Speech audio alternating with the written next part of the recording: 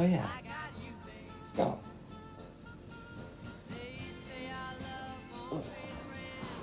Oh. Well, this is an awkward sight.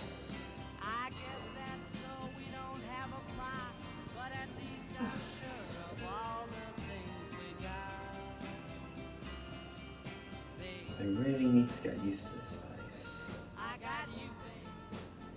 Where's Midget Dalek?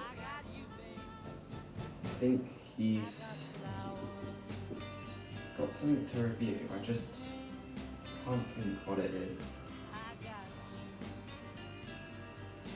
Oh, I remember.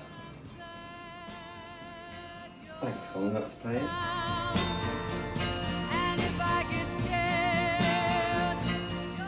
Hello everyone, long time no see.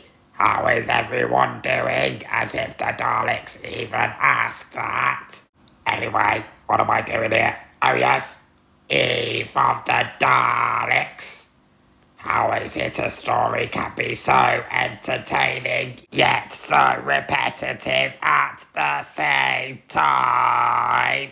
Explain, explain, explain! I don't know how that has happened. However, this story has managed to do that, considering the Daleks were just in flux. Even though that pretty much was footage from the last Dalek episode. And whatever wasn't footage was complete fake CG. I mean, have you seen those ones in Once Upon a Time? They are complete fake. How did they get away with that? Explain, explain, explain. Explanations are irrelevant. What I do love about this is the whole Groundhog Day feel. I love how it started with that couple, but, well, we'll get into them a little bit later. If only there were some stakes added. If only there's only so many times the characters can die until they are dead forever. I love the whole the Daleks do not as well.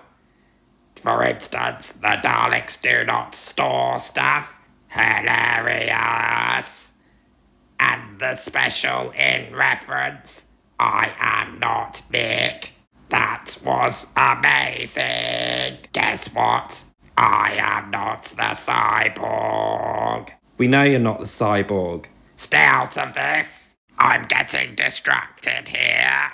I love the performances across the board. Everyone I like, even Jodie. But I think the real standout here is John Bishop. He is one I am not going to bother exterminating. While I like his scene of him taking on the Daleks, there was one other scene that I want to talk about more. It is when Yaz is opening up to him about the Doctor. What is wrong with the camera person? Is he wasted? It is not surprising considering the two glasses next to me. Back to Yaz and Dan. This scene was really good, especially when she's opening up about the Doctor. And as she is doing that, guess what peeks up behind her? Yes, it is the Daleks. And my God, were they sneaky, having themselves on silent mode. Maybe you should take the advice. Shut up! Back to Thasmin, though. Oh my God, did I really just say Thasmin? I mean, oh my Davros. Explain, explain. Yes, I'm not doing that again. I really don't like Thasmin, the Doctor being in a relationship. Seriously? With Riversong, I can kind of expect it. But I can only expect it because she made one of us beg for mercy. However, yes, she will be exterminated for sure at some point. Be careful, Doctor. Not to mention, it would be super weird. Like when the Doctor is normally in a relationship. Speaking of weird relationships, what the hell was that with that couple? It was super weird. Spot the red flags, love. Nick is a weirdo. I mean, come on, he has possessions from his exes in that building.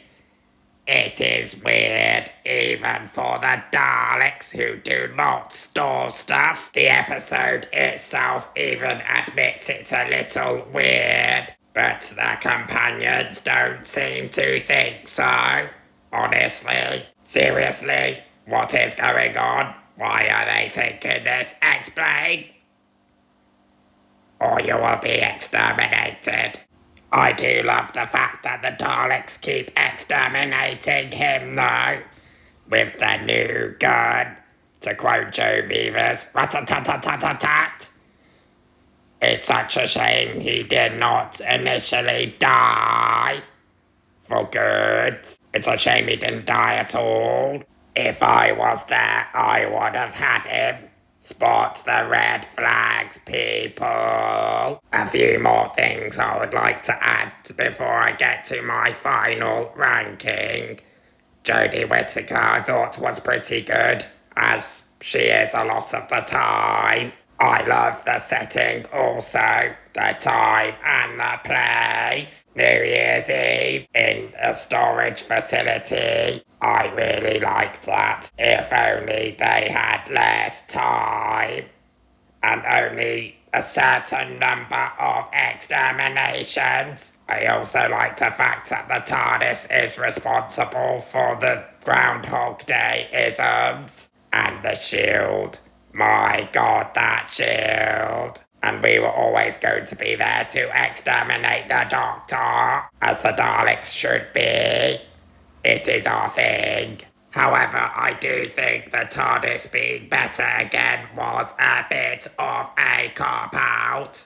However, that shot at the beginning, boy, that shot, as the TARDIS was destroying itself inside, that was incredible. Honestly, my score would rank a bit higher because of that shot. But at the end, I feel like it should still be dying and going off into Jodie's final story. Just after the one with the Sea Devils. I am excited for that one too. Also, what was the deal with that ending? And what was the deal with Jeff? Because we saw that guy at the end, and it was that guy from the pilot. Was he Jeff? Explain. Seriously, there needs to be an explanation for that. I do hope when Russell comes back as well, he will be doing away with the bronze design. I am honestly getting tired of them. That is partly why I like Resolution so much. In fact, I would actually rank that episode higher than this one. Out of the three Chibnall ones, the top one is Resolution, followed by this one, followed by Revolution. Purely because of the wasted potential in that one. I am going to give this one a 7 out of 10. Now, if you don't mind, I am just going to sit here while Cyborg eventually comes along and finishes his thing. Yeah, I hope you enjoyed that, guys. You may have noticed it's gotten darker outside. That's purely because I've decided, you know what, in between filming, I'll take a walk. And yeah, and just as I came back, it was starting to get dark, so that's why it's dark outside. And yes, I do agree with what Midget Dalek has said just there. Overall, I think it's fun. but it does get a bit repetitive. One other thing though, before I go, I have a website up, which I'll post in a link in the description below, unless you're watching this on my website, in which case, hi, welcome to SIBORG Productions. And yeah, I think that's pretty much all I've got to say. I hope you enjoyed this, and I'll see you next time. Till next time, this is the Cyborg, signing off.